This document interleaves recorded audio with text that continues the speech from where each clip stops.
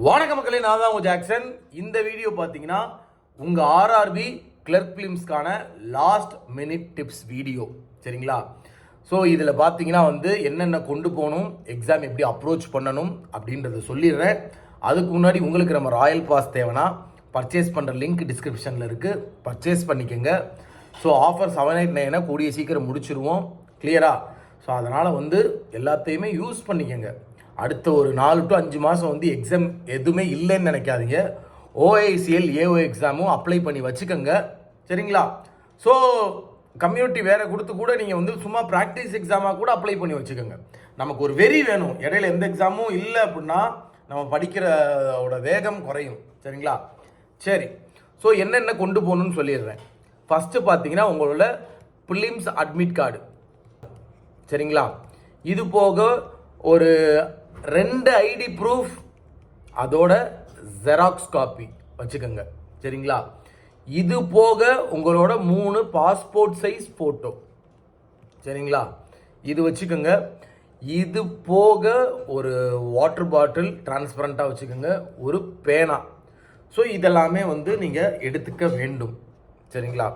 இதுக்கப்புறம் பார்த்தீங்கன்னா இன்னைக்கு, சரிங்களா, இப்போ மேரத்தான்லாம் முடிக்கிறீங்க இல்லை மேரத்தான் பார்க்குறீங்க அப்படின்னா அதுக்கப்புறம் கொஞ்சம் மைண்டை ஃப்ரீயாக வச்சுக்கோங்க.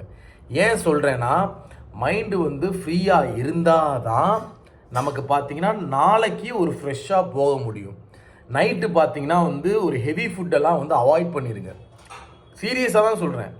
இப்போ நாங்கள்லாம் இந்த கோவாலாம் ட்ரிப்பு போனோம் பார்த்தீங்களா, அதெல்லாம் அவங்க சொன்னாங்க, இப்படி நம்ம ஒரு சென்ட்ரு போகிறோம் இல்லை லாங் ட்ராவல் பண்ணுறோம் அப்படின்னா அப்போ ஹெவி ஃபுட்டு வேணாம். திடீர்னு வயிறு கலக்கும், எங்கே போகணுன்னு தெரியாது. இல்லாட்டி எக்ஸாம் பார்த்தீங்கன்னா 1 மணி நேரம் எழுதும் போது வயிறு கலக்கிறோம், அப்போ ஒன்றுமே பண்ண முடியாது. ஸோ அதனால் காமாக சீக்கிரம் தூங்கிடுங்க. ஏன்னா காலையில் ஏர்லி மார்னிங்காக எந்திரிக்கிற மாதிரி இருக்கும். அதனால் பார்த்தீங்கன்னா மக்களே நீங்கள் கொஞ்சம் சீக்கிரமே ஒரு லைட் ஃபுட்டாக சாப்பிட்டு தூங்கி எந்திரிங்க. காலையில் ஃப்ரெஷ்ஷாக போங்க. சென்டரில் ரிப்போர்ட்டிங் டைமுக்கு 1/2 hour முன்னாடியே இருக்கணும், சரிங்களா? சென்டருக்கு ரிப்போர்ட்டிங் டைமுக்கு 1/2 hour முன்னாடியே நம்ம உள்ளே இருக்கணும். ஸோ சென்டருக்குள்ளே போகிறீங்க, சென்டருக்குள்ளே போனோடனே உங்கள் ஃப்ரெண்ட்ஸ் எல்லாம் பாருங்கள்.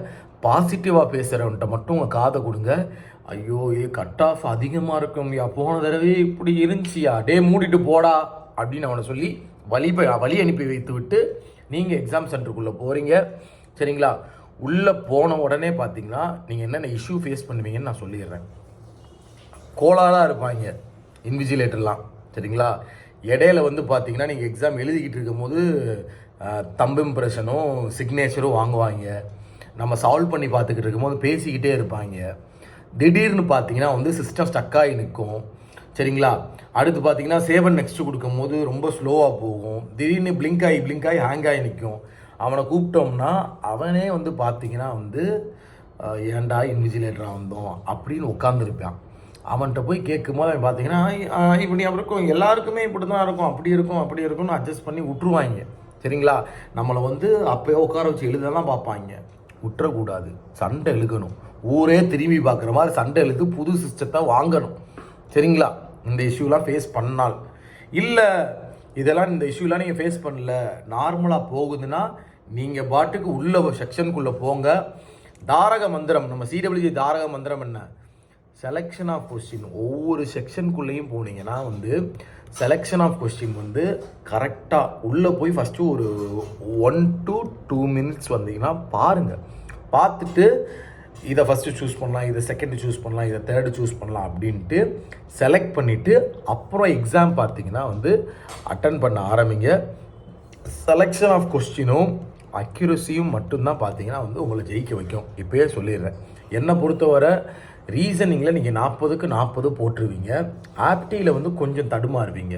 நீங்கள் ஆப்டியில் நல்லா சால்வ் பண்ணுற ஆளாக இருந்தால் கண்டிப்பாக நீங்கள் 30+ அடிச்சிடலாம் ஆர்ஆர்பி கிளர்க் ஃபிலிம்ஸில். இல்லை சுமாராக தான் போடுவேன் அப்படின்னா உள்ளே போயிட்டு ஃபஸ்ட்டு 1 to 2 minutes பாருங்கள். சிம்பிளிஃபிகேஷன் திடீர்னு மாடரேட்டாக வச்சுட்டு அப்ளிகேஷன் சம் ஈஸியாக வச்சுருப்பேன், சரிங்களா?